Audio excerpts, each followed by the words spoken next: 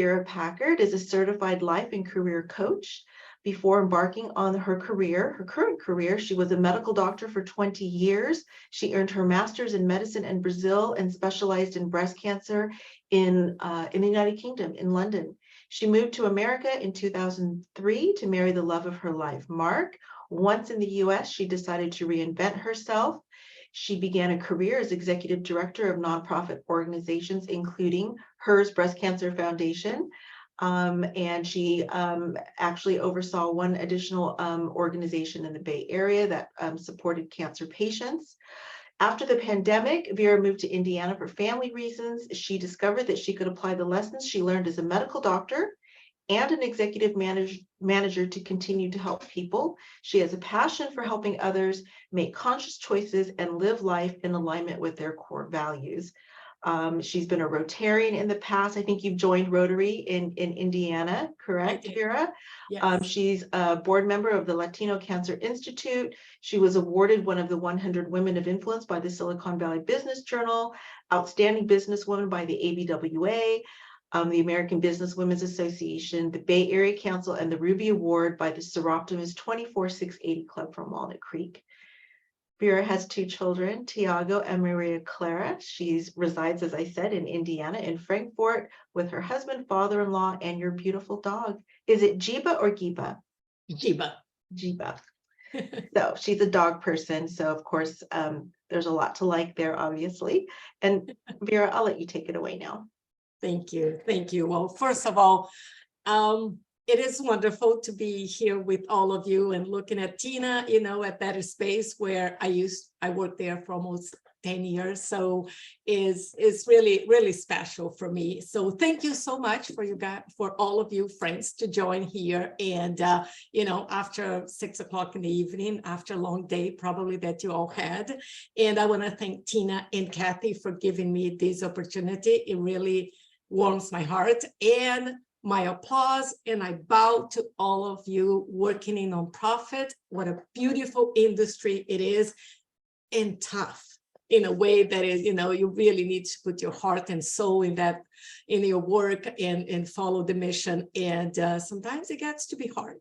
So I really applaud what you're doing. Did that for 15 years. Actually, I did also in Brazil. I founded a nonprofit in Brazil. So it's really special to me that you all are here. So see if everything is okay for me to share my screen. I hope so. We do this so many times, and then when we're doing it again, it's like, looks like we almost forget. So can you all see the whole screen? Okay. Okay. So yes. So what we're going to do here, and let me see if this works well. If I do this and this, yes. So that's what, let me go back. So that's what we're going to talk, about managing. And I know it's kind of like a word used in many different ways. So we're going to talk about up and down across our organization, but also about ourselves. And, we'll do, we'll learn with each other, and I will have some moments of interaction. So I know some of you in the audience, so if I hear crickets, I might call your name to help me out so it doesn't get too awkward. But if not, I hope you all want to be communicative, guys and gals can be communicative and help participate so we can really learn from each other. I also want to say that what I'm sharing here, it's common wisdom. It's out there in books, in the internet. You will find this. What I've done in this presentation is put my life experience as a manager in California for these two nonprofits and my life career, and put some information here, how I put these things in practice. So there's nothing new. I'm not here sharing any piece of wisdom that you don't know. You probably do know everything that I'm going to say. All I'm doing is put something together that maybe just will remind yourselves to put something in practice. And if you get one thing from this presentation and it helps one person do something better in their lives, I'm done, mission accomplished. So that's all I care for. So when we see life as a manager, I would imagine that these two pictures here are very familiar, right? It's like this juggler, you always, especially nonprofits, in a small nonprofit like most of you are, and as a board member or as a volunteer, there's not enough staff people to do everything. So we usually juggling multiple jobs and multiple things coming at the same time. But also as a manager, and if you are leading the organization as an executive director, founder, a board member, or a department in the organization, you're also seen as a boss. And, boss has sometimes a bad connotation. I had an employee that we had some issues, and, she would come like, "Good morning, boss." And oh my God, that just really hurt my heart. And then I remember in the other nonprofit that I was running, I made that comment, and I had another very sweet boss that employee that you come, "Hi, boss, good morning." Like that I like. So, there's the connotation, what people see as a manager, as a boss, and we are always on this overload. So what I really like to talk about is how to be the life of an intentional manager, and how to be a boss, a manager, as a leader. And those things come together. And I know some people have different opinions of what is a leader and what is a manager. And, I will just ask you, does anybody have or want to express a difference between what's a leader and a manager? Does anybody know or want to express anything that's different between them, or similarity? Okay, Annie, please. Sure. The first thing that comes to mind for me is that a manager seems like a job role in a specific set of tasks, whereas a leader is a set of qualities that somebody may embody. A manager may also be a leader, but you don't have to be a manager to be a leader, and vice versa. Beautiful. I mean, maybe you should come here and sit on my seat and do the presentation. No, absolutely, 100% agree. Linda. Oh, yeah, I agree with Annie. I think a leader is a personality trait and a skill set, and a manager is a task. Also, if no one is following you, you're not a leader. Absolutely right. And just and by the way, thanks for the picture. I'd love to be a grandmother, but kids are not there yet. I mean, they're old enough, but one of them doesn't want kids and the other one not yet. So anyway, good for you to be a grandma. And so, okay, absolutely. And I found this definition that I think I absolutely love it, and maybe encompass exactly what you and Annie and Linda said, which is the role of a management is to control a group of individuals in order to achieve a specific objective, like a task, a project, like you all said. And leadership is the ability of an individual to influence, motivate, and enable others to contribute to the organization's success. So as you both said, one is more task-oriented, the other one is more personality skills and traits, but absolutely, you don't need to be a manager to be a leader, and you can step in that role at any time with the right motivation and skills.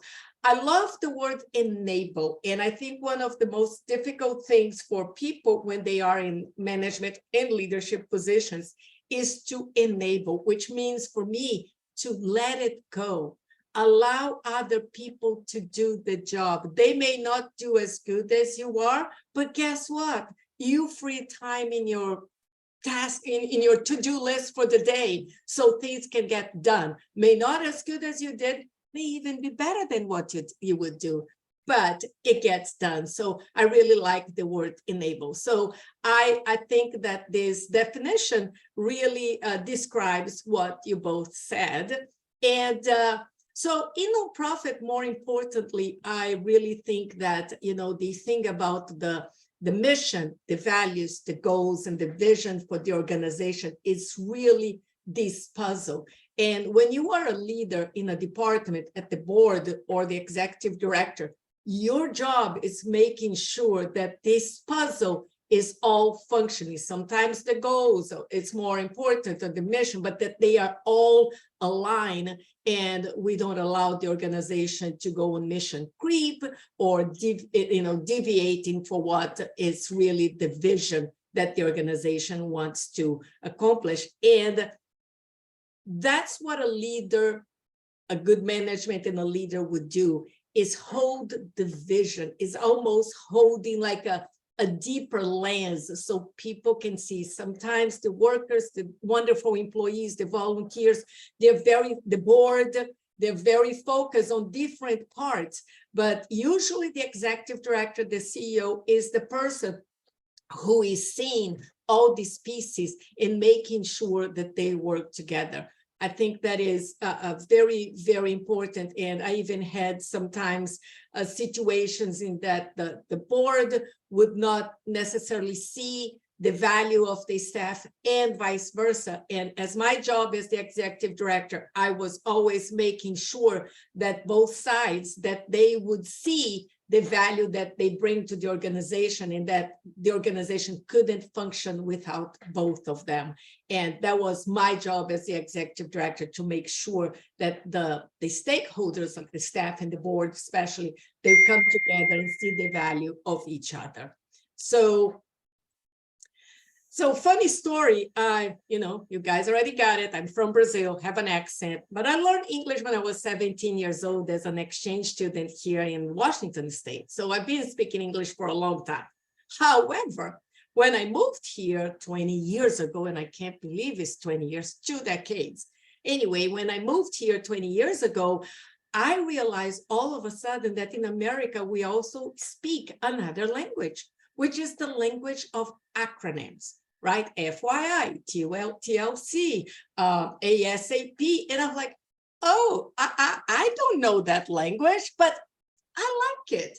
So here's what I did. And I think when we want people to remember, things that we say in the presentation. So I think if we go to a little bit of the military, which is the acronym, and the child, when we are children, that, people digested things for us, it makes it easier. So what I did here is I used the word manager as an acronym.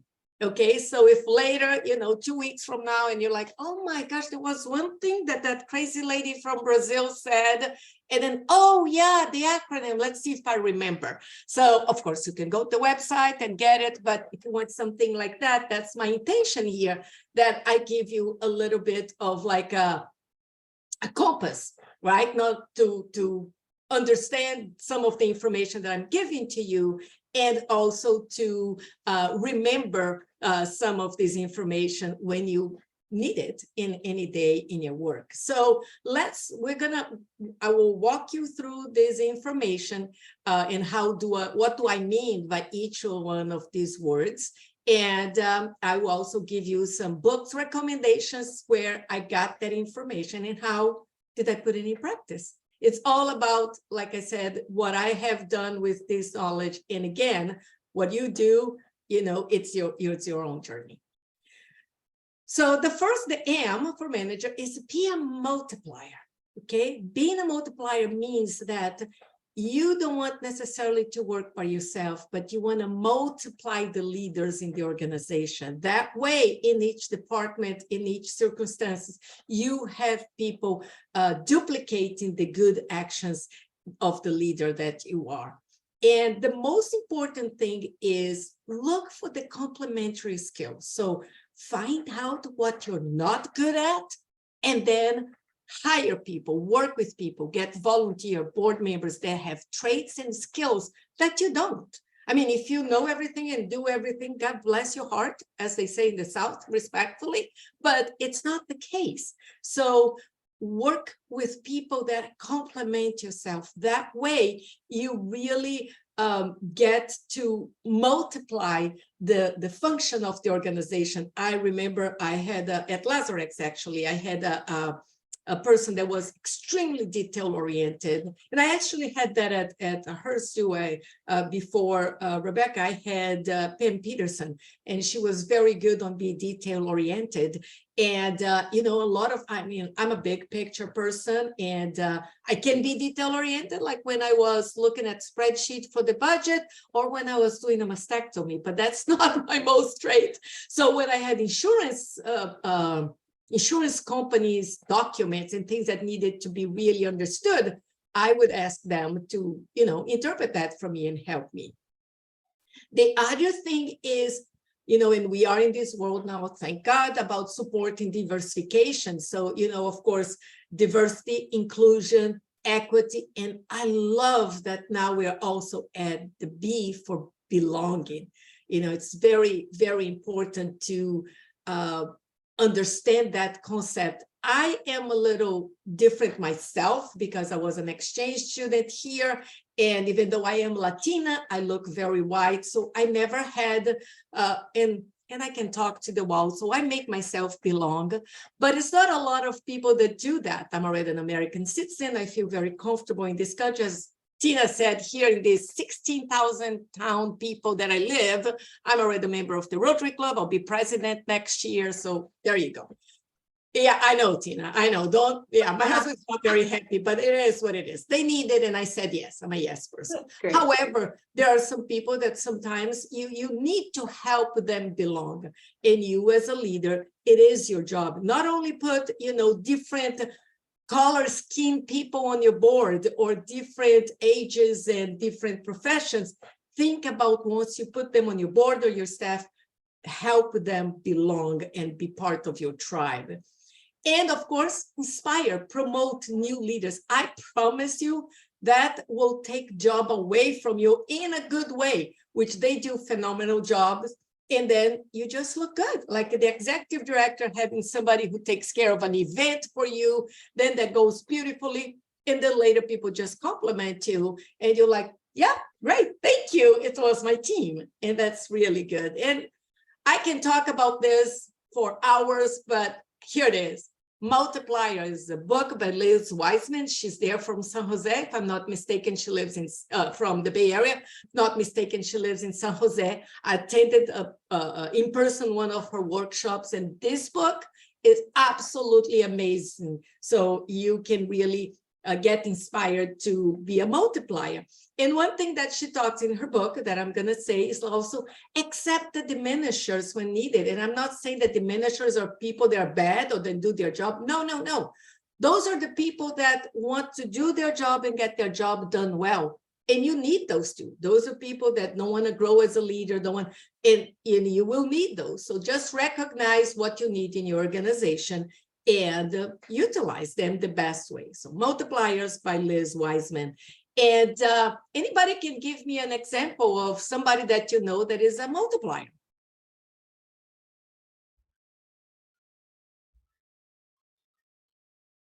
It can be anybody that you know in town.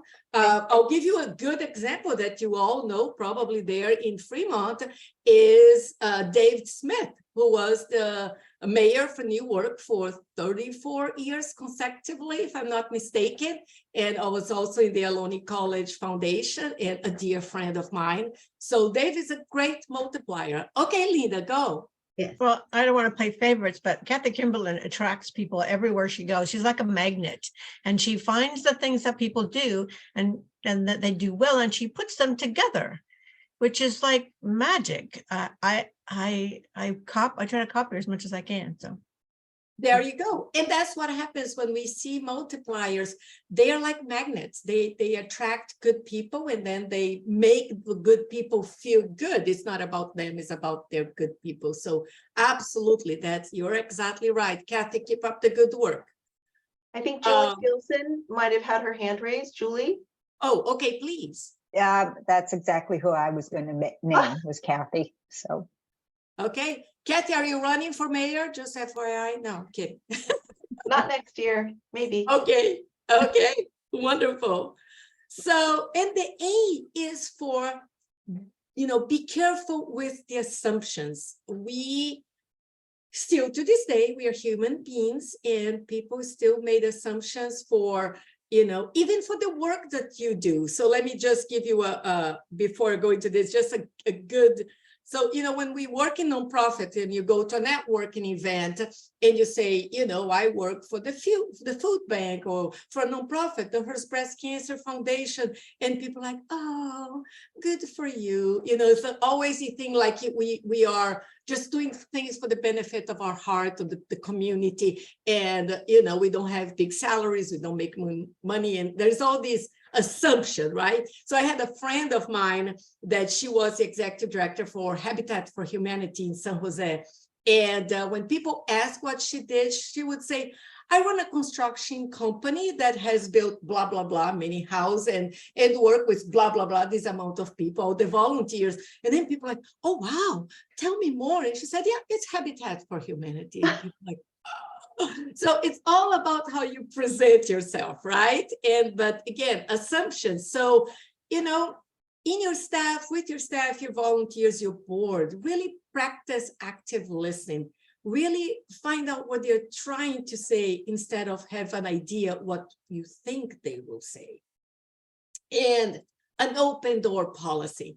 And this is really interesting. I worked with someone that, she said that she would have an open door policy, but she would always have her computer and she had her back to the door. So we would walk in and then people would say, I know you're very busy, but, can you help with this or that? And then, when we would mention to her that, of course I have an open door policy and, be careful of your body language. Is your door really open? When people come through, do you really have time for them? Do you schedule time for them? And I would love to mention the platinum rule. So I believe we all grew up with, some religions believe, and there is in the Bible, the golden rule, treat others the way you want to be treated. And I think it's beautiful, but I carry my life with the platinum rule, which I think is treat people the way they want to be treated. And then that way you really deliver things the way they want to hear. So you have somebody that's very detail oriented and like manuals and stuff like that, and you need to present a new project.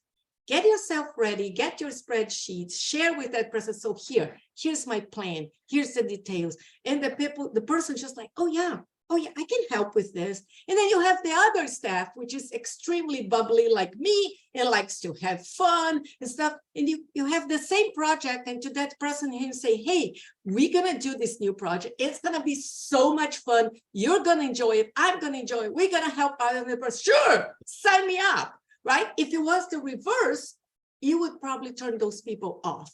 So remember the platinum rule. And to help with the platinum rule, I would suggest what I call my Bible, which is the 4 Agreements. The 4 Agreements by Don Miguel Ruiz. I use this book with most of my staff. I help my clients with it. I really help people, and there are only 4 agreements. So be impeccable with your word. Really say what you mean. Don't take things personally. Right? It's not always about you. Most of the time it isn't. Always do your best, which means that if you're sick, if you're stressed because, your husband is sick or something, your best is probably going to be 70% and not 100%. So do your best always depending on the circumstances that you are. And the 4th one is don't make assumptions. Really be curious. Ask people instead of already have answers in your head. Love this book, recommend to all my clients, recommend it, did work with my staff. And it was beautiful with the staff because we would know, and then sometimes a staff member would come, oh, Vera, because such and such did this and said that, and I don't think, and I would just listen. And after a while, she would look at me and say, I'm taking things too personally, or I'm making assumptions. I'm like, yeah, I think so. It created a language among us to be more authentic. And I truly, truly recommend it and have used it, and it worked. The N is for nourish. And I would say, nourish your team. including the board. The board for the executive directors here, the board is not, the board is your boss. The board members are not. They are the high-end volunteers, your advisors of the organization, but you need to take care of them too. You need to nourish them. And you need to nourish yourself. I mean, I don't know if you say, I'm going to give everybody oranges, but I have a basket with no oranges. How does that work? I'm not, that's not to be impeccable with my word. So if you don't, you all know this, nothing new, but if you don't put the mask on you first in the airplane, you can't help the child that's next to you. So take care of yourself, nourish yourself, not only physically with all the good stuff that you all know regarding, eat your vegetables, drink water, but also mentally. I love a quote that Mahatma Gandhi said, that I never allowed anybody to walk in my head with dirty feet. So be careful what you watch and what you read. And again, here's another book that I love to work with the board and with the staff about. Start with why. Find out what's the why of your people. Why are they there working? Is it only to pay their bills? Why that nonprofit? Why that such and such? Why did Kirsten said yes to be the board chair for the HERS Breast Cancer Foundation? And then by doing that, you really help people. People don't join you and help you and get passionate about what you do. They get to join you and help you why you do it. Simon Sinek, there's a short TED talk about start with why, and absolutely love it. So anybody want to share any ideas that you had to nourish your people or nourish yourself?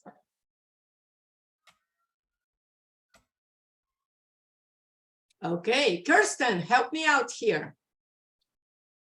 Rest, take breaks, take time for yourself. I think one of the things that often we don't do is, and learn to say no. That's probably one of the hardest for me. Good. Is to say no, but you got to do it. You got to protect yourself. You got to keep yourself healthy, because if you don't, then you can't keep your team healthy and keep them going and doing what they need to do. Absolutely. And I would add little things like if you can do, right? One thing that I did at HERS was people would have the day off on their birthday. They would have a paid day off on their birthday, right? It was an extra day and they would have that. You can do retreats. I used to do at Lazarex also, I did at HERS too, like, gift certificates for, just even like Starbucks, Pete's Coffee, gift certificate on their anniversary of working in the organization. So things that you can do to really help your people. I once heard that somebody said that we go higher for praises than we go for raises. Everybody needs to get paid, especially nonprofit. However, just remember to praise people really works. The other A is for accountability. And I love this because it's about, this thing about trust but verify. I have a story with an employee that she's a doer. She was extremely accountable and would get things done. And one day I went to her office and I asked her about some things that I knew that I delegated to her if it was done. And she told me where she was, and that's fine. A few minutes later, she came back to my office. Vera, do you trust me? I was like, 100% with my life. So why did you come and ask me if I get things, where I was and where I got things done? I said, well, your job is to get it done. My job is to trust you, but verify, because if something falls between the cracks, as your manager, as your leader, it's my responsibility. And she looked at me and was like, okay, I'm fine. And that was really, really interesting experience. There is an amazing book called The Speed of Trust. And it's actually written by the son of Stephen Covey, Franklin Covey, who did the 7 Traits of Successful People. I think I need to remember that title. Anyway, he wrote this book. It's phenomenal. And what he says in this book is when you build trust, everything goes faster and cheaper. So try to build trust with your team. Sometimes it's difficult in the beginning. Some people need to give you time to get for them to trust you, but trust is extremely, you can't do anything without trust. And be a person of your word, deliver what you say you're going to deliver, be part of their lives at the work, and develop trust. And you will see how things go faster. And now the G is for growth. I am all about personal growth. I am all about the only journey that we really have to take is the journey inside. A lot of us may not want to do it because we regret what we did in the past and we think that we could be different and this and that. But I heard a sentence, actually was in a store here in Fremont, here in Frankfurt this morning, and said, you know, the things in your past were just lessons. They were not life sentence. I love that. And that's about it. So in your organization, you have people that can help you. But what I think as a leader is very important that you create your own personal board of directors. So go to 5, 6 people, 4, 5, 6 people in your life. Can be in your organization, outside, like Dave Smith was part of my board of directors. You have your own board of directors that when you have certain circumstances in the organization, you can go to them and then ask them for advice, for tips, for support. And I promise you, the busier that person is, the flattered that person will be if you ask. Don't believe me? Test me. It's wonderful and it's fantastic to have your own board of directors. Now, one question before we go to the 2 last letters. Do you all know what are your core values? Have you ever worked? Just raise your hands and let me know if you worked with your core values in the past. Okay, 1, 2, 3. Okay, I'm not sure if I've seen everybody. Let me see here. I think I see her. Anyway, this is extremely important because your core value is like your compass. It's like not only it's like will guide you on making conscious and wise decisions. So if you haven't discovered or worked with your core values, I wholly recommend it that you do so. If you have yours, keep them in front of you. I have mine right here, and I have them. Where is where is mine? It's right here. I have them right in front of me. And I'm always seeing if I'm living in alignment with my core values. And that brings me back to the E, which is to evaluate. Life is a journey. You heard that. Life is a journey. So be always in search for feedback, for being evaluated. You are evaluating others if you're a leader, but have people evaluate you as well. I always had, I couldn't do this at Lazarex, but I did at hers for other reason, but I did at hers. I had the staff do a 360 degrees evaluation for me to send the board so they could do my evaluation. I thought that was fantastic because then I could really see what the people that work with me on a daily basis would say about me and how could I improve. So be always ready to evaluate others, to give them kind and compassionate feedback, and also for yourself. And this book about delivering happiness by Tony Hsieh, he was actually the CEO of Zappos when Zappos actually later was bought by Amazon. He already passed away, a young guy. But in his book, he has all the work that he did with Zappos, how to create their own values. And I use this at the values work at hers and also at Lazarex. And it's really, really important. And anybody want to give an example of a good feedback that you've received in the past?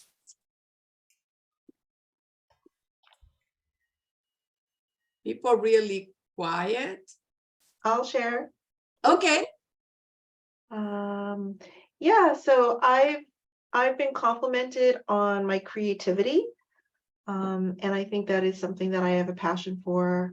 I mean, it can be something as simple as my writing, or, you know, I mean, it's so user friendly, but I use Canva to put together collages and images, and those are just things I enjoy doing. So, yeah, so that was good to hear.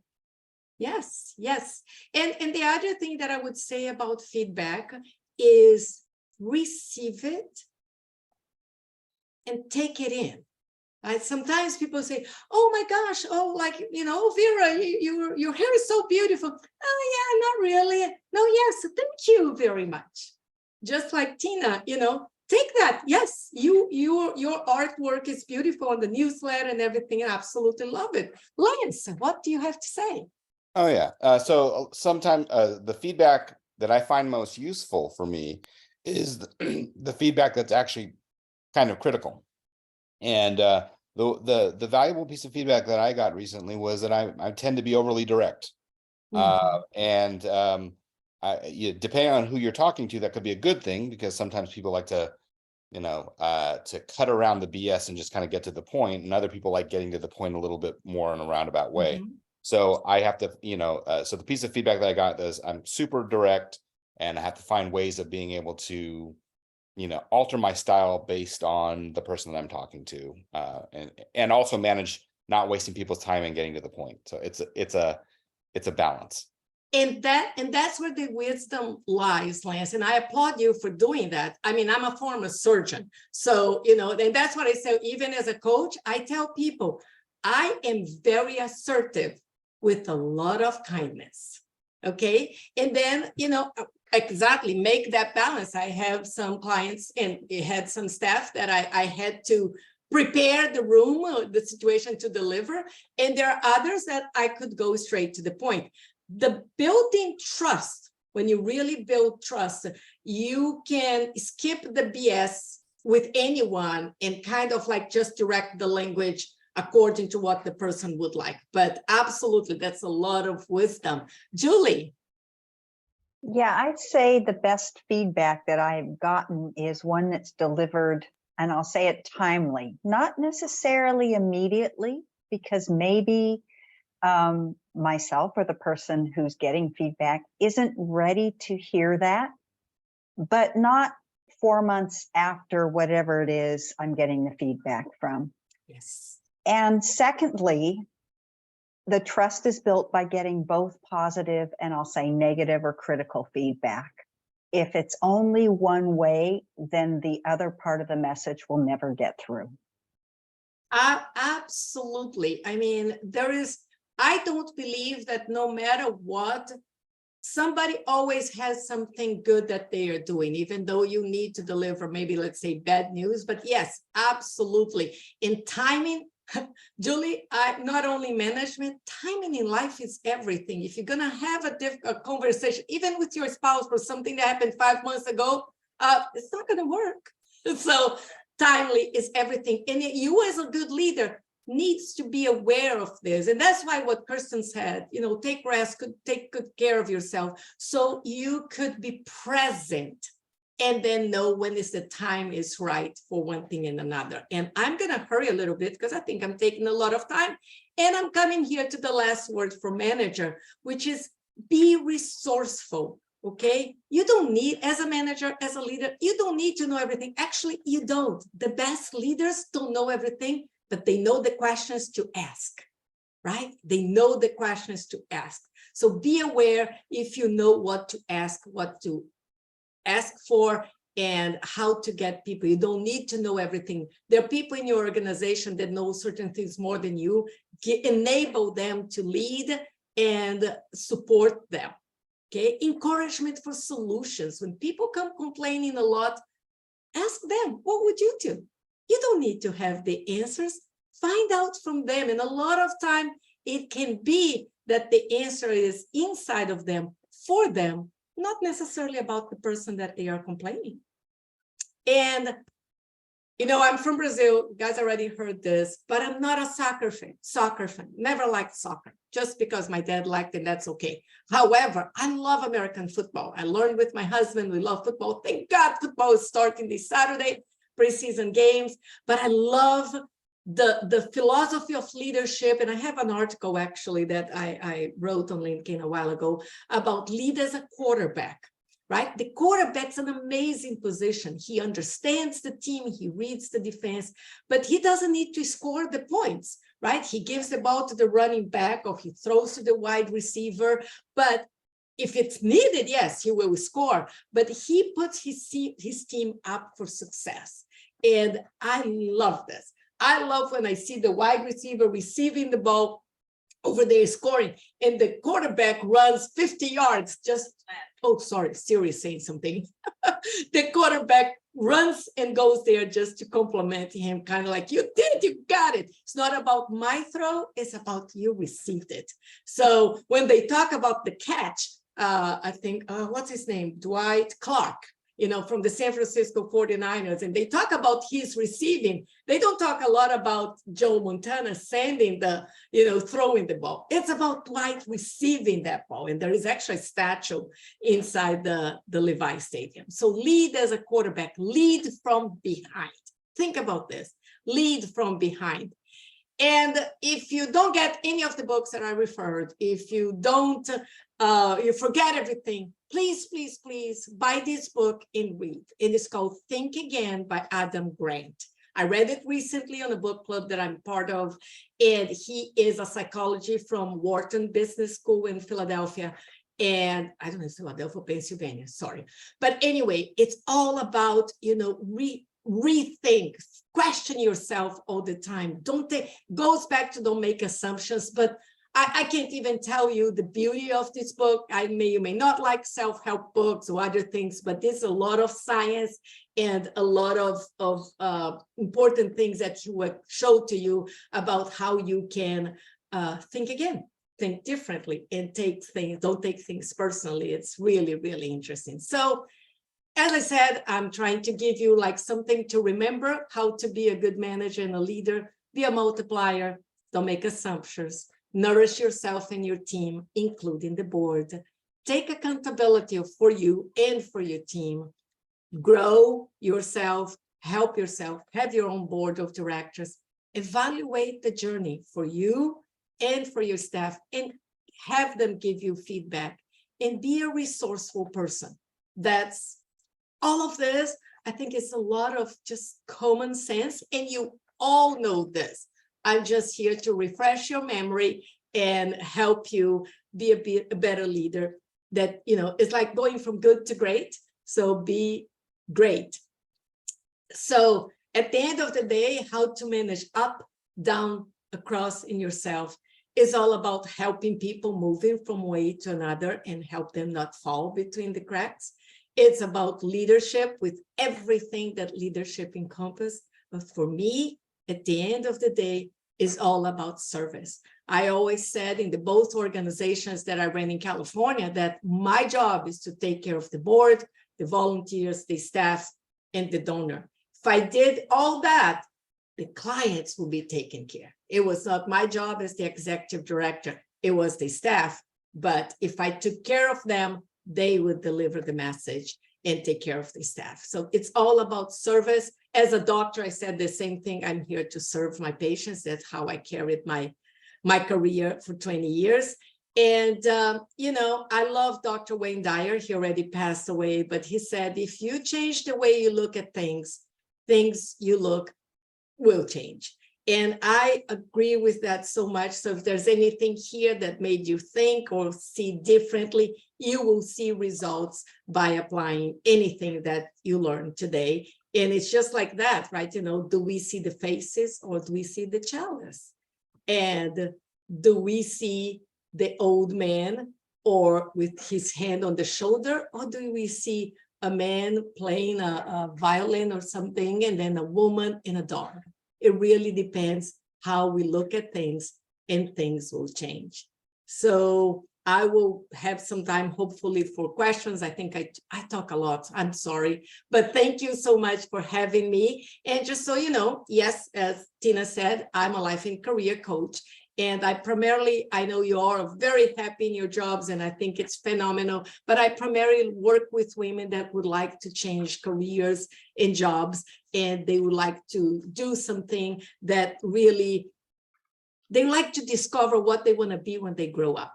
So that's what I help them do and find the job of the career of their dreams. So thank you so much. I'm going to stop sharing and answer any questions if I may. It looks like Angelica, you had your hand up earlier. Carol, you also have your hand up, Angelica. Oh, I'm no longer seeing your hand up. Carol, would you like to ask a question? Yes, someone once said recently, and I just wanted to see if you agree with it, Doctor, is that we learn more from our failures than our successes. 100%, 100%.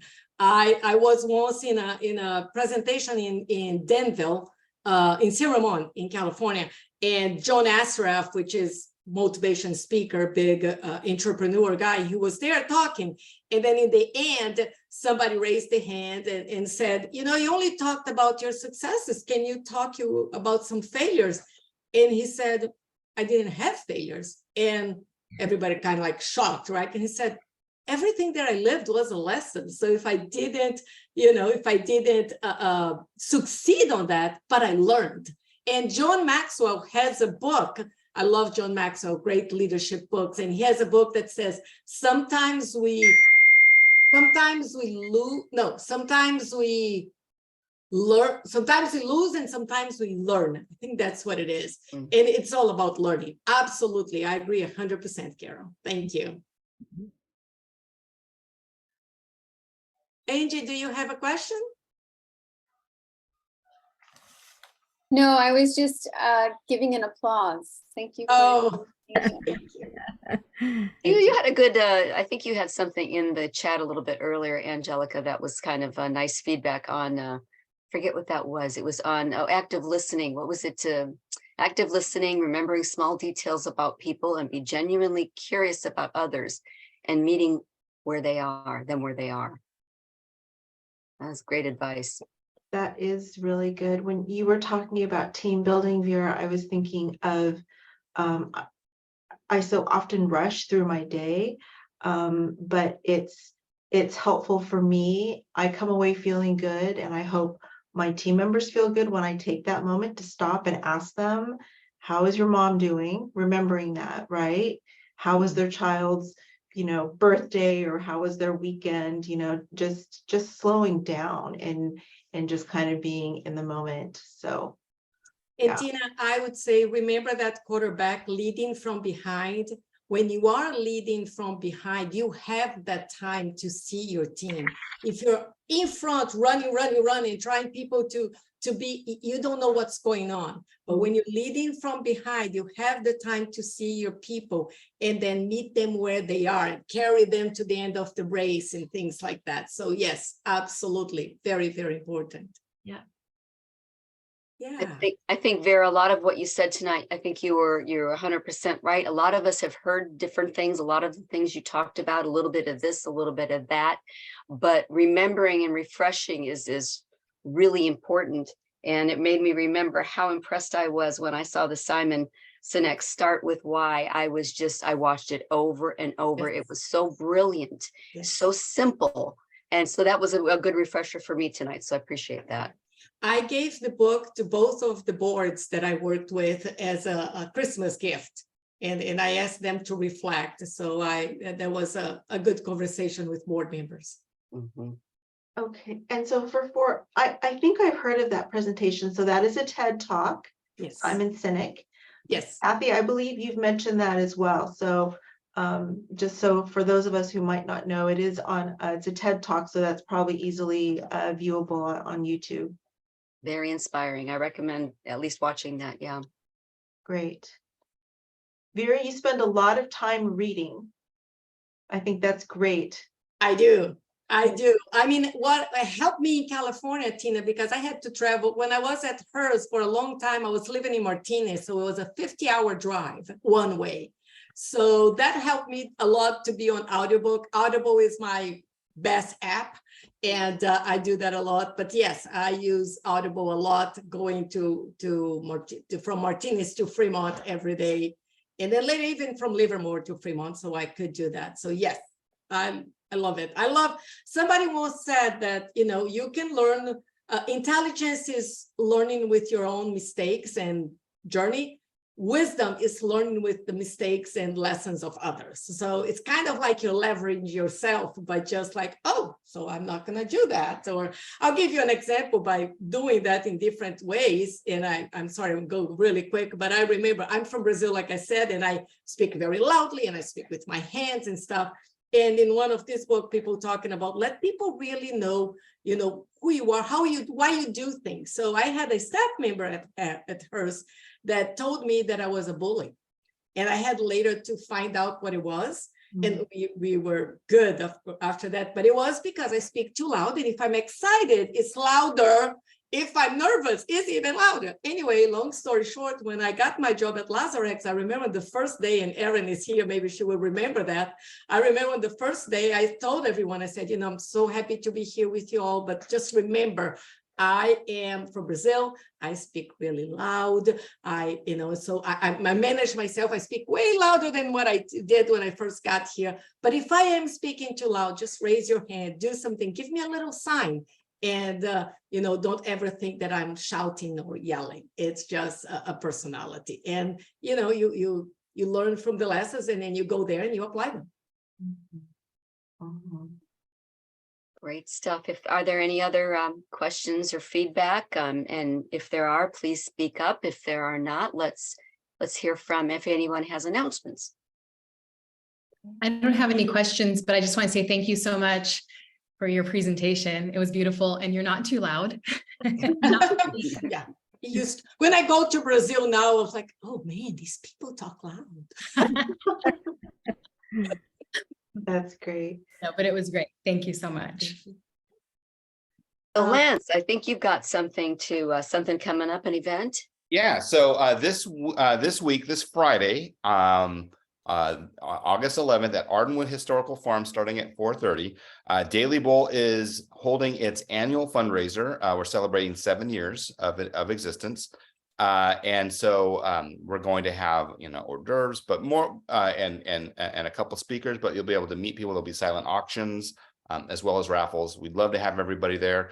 I'm gonna just put a link in the chat. If anybody's interested, please feel free to buy a ticket there, and or just if you can't make it. If you can't make it, then maybe a donation would be appreciated as well. But wanted to thank this group for everything that it does. Thank you, Vera, for a great talk. I really appreciate everything that this group does. I'd love to do more with this group. So thank you. Thank you for what you do in the community too, Lance. You and your team of powerful, small but mighty, I think, unless you don't have a lot of volunteers, do you? We've got our volunteers are awesome. Not a ton of them. We have a relatively small board, but we get a lot of stuff done. So Sure do. Rescue a lot of food and feed a lot of people. So yeah, well, I think we're just about to hit 6 million pounds of food recovered since about 2016. So we make some moves. That's outstanding. I personally, food waste is such a pet peeve, not a pet peeve. I think it's tragic. And I was raised very traditional Filipino family. You didn't throw out the rice. That was fried rice the next day. I mean, it was just ingrained in us. So yeah. I love what you're doing. And nobody called me for an auction basket. I'm the queen of silent auction baskets. Call me tomorrow if you want one. If it's too late. I don't think it's too late. I don't think it's too late. We'll square it away. I'm putting together the finishing touches on the program and a couple other things, but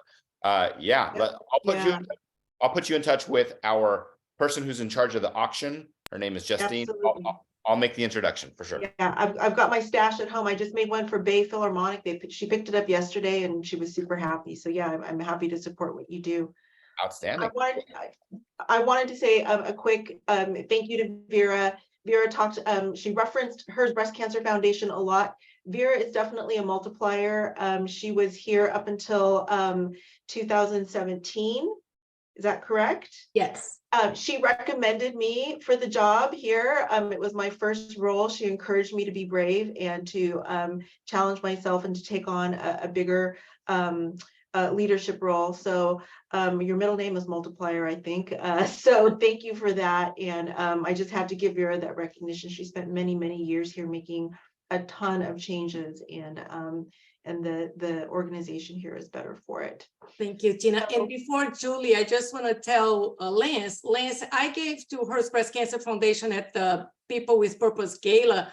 I did an auction item as well. So Tina has a flyer. And so it's not an item that people, they don't take advantage of professional and certified coaches.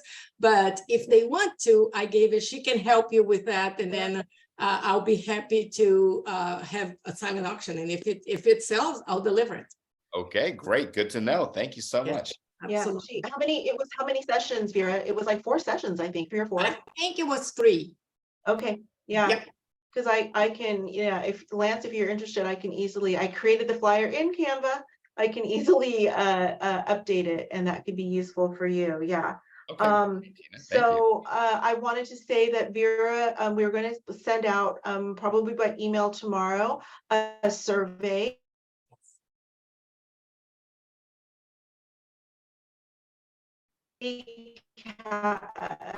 Kimberly and Lisa, or excuse me, Kathy and Lisa, is there anything else you guys want to add? You guys, is there anything else you friends would like to add? We were talking about that before this presentation, about changing our language, eliminating you guys from our vernacular. So apologies to everyone. I will say a couple of things, which is one, a reminder for everybody to submit all your events on our website, because we'll put them on our calendar. And the 3 of us have talked about having more presence at other events where we have a booth where we can share information about some of the other nonprofits who are part of our cohort, but who may not have their own booth there. So for instance, we're going to have a booth at the HERS Walk, Run, Yoga Expo at the end of September. And we'll provide an opportunity for some of the nonprofits who may not have their own booth there to at least have their flyers or brochures or whatever at our event. We'll talk about that more when it gets closer. But then the other thing is, at our booth, or any booths going forward, we want to emphasize the calendar of all the nonprofit events that are happening. So at this September event, we'd like to have the October, November, December events, as many as we know about, for the nonprofits available, so we can have do a little bit of advertising on everybody's behalf, basically.